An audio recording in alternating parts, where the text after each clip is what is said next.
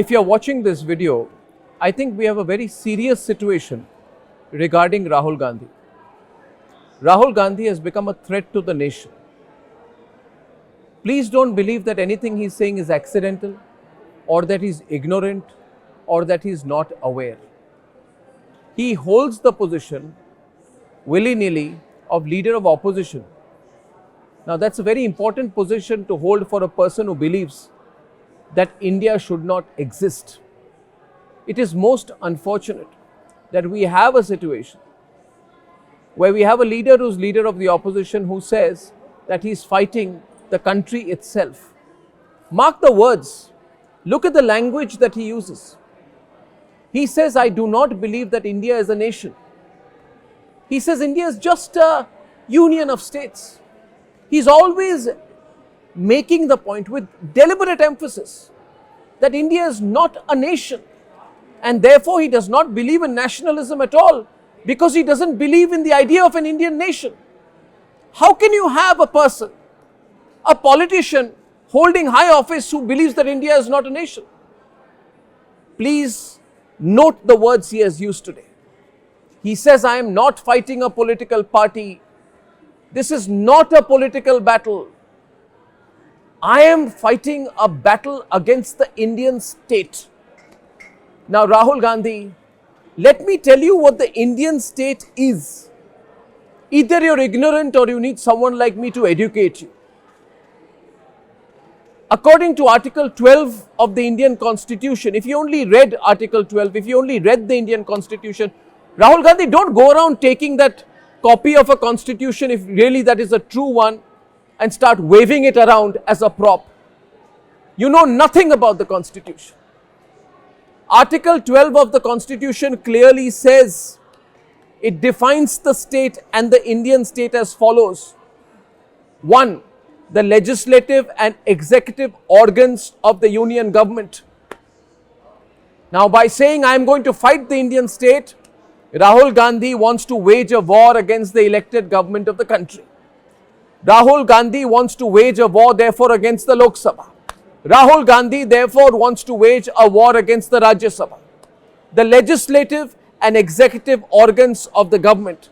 Rahul Gandhi wants to wage a war against state legislatures, against legislative assemblies, against the Legislative Council of State, against all local authorities, against all duly elected municipalities, panchayats and district boards, against all statutory and non-statutory authorities, against the National Human Rights Commission, the Law Commission, the Armed Forces Tribunal, and not just the CBI, the Central Vigilance Commissions, but also the Lokayukts and Lokpals. Rahul Gandhi, listen to me.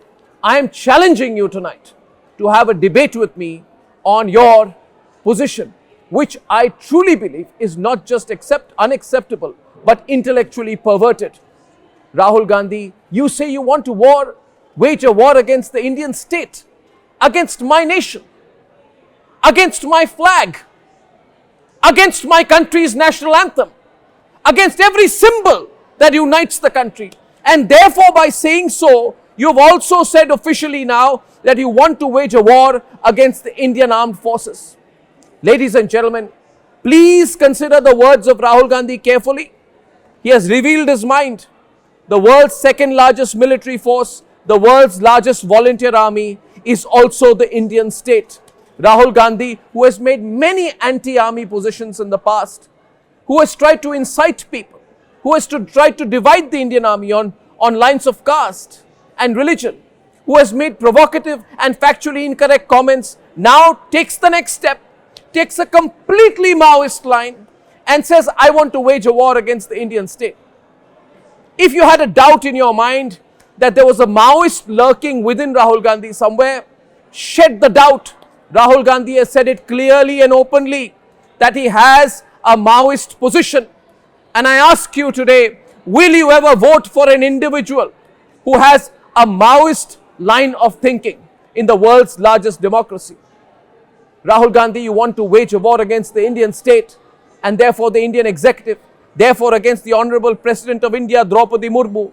You want to wage a war against all the honorable governors, lieutenant governors in all the union territories as well.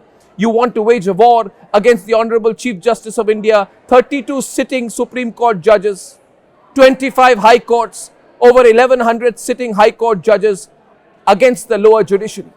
Now, viewers, please observe the chronology of what Rahul Gandhi has been saying.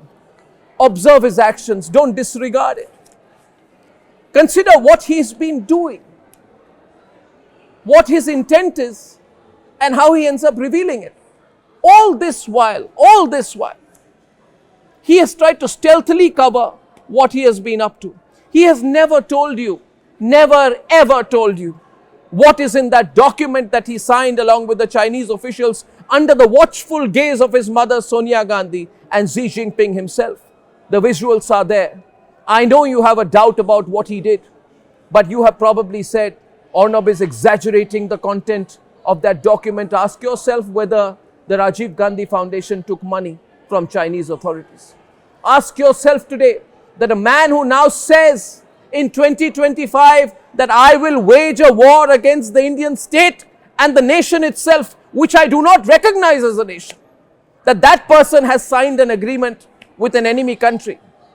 Now ask why that same individual on 10th of September 2024 went and met Donald Lu, the well-known architect of regime change operations backed by the CIA in Pakistan and Bangladesh. Ask yourself today, consider the chronology, why Rahul Gandhi met Ilhan Omar, an openly anti-Indian voice. Ask yourself what is in that MOU that Rahul Gandhi knowingly signed with the Communist Party of China. Did he meet Chinese officials at the peak of the Doklam crisis, when our armed forces, who now Rahul Gandhi in his stated position as against the Indian state wants to fight, when our armed forces were in eyeball conflict, when we were backing them in 2017, Rahul Gandhi was lunching with them at the same time on those same very days and weeks. Did Rahul Gandhi also have a secret meeting with Chinese ministers during his trip to Kailash Mansarovar in September 2018? And did the Rajiv Gandhi Foundation get crores in donations from the Chinese embassy? Now, ladies and gentlemen, none of this is speculation. I have no personal angle in this. But this country demands an explanation. This issue is not going to be covered up. There needs to be a national debate on this. I have always felt that we have to be very concerned as we grow from a 3 to 6 to $10 trillion economy. We have to be concerned about those who are working against national interest. Ladies and gentlemen, I have dedicated my life to just one principle, and that is of nation first. And therefore, I am not upset. I am furious that we have a situation where a political leader declares war on his own nation. But remember this, Rahul Gandhi does not believe in the nation. And therefore, it's time for you to choose. Which side are you on? Are you with the nation? Or are you with Rahul Gandhi and others like him who are clearly, without a shred of doubt, against the nation? It's time to choose.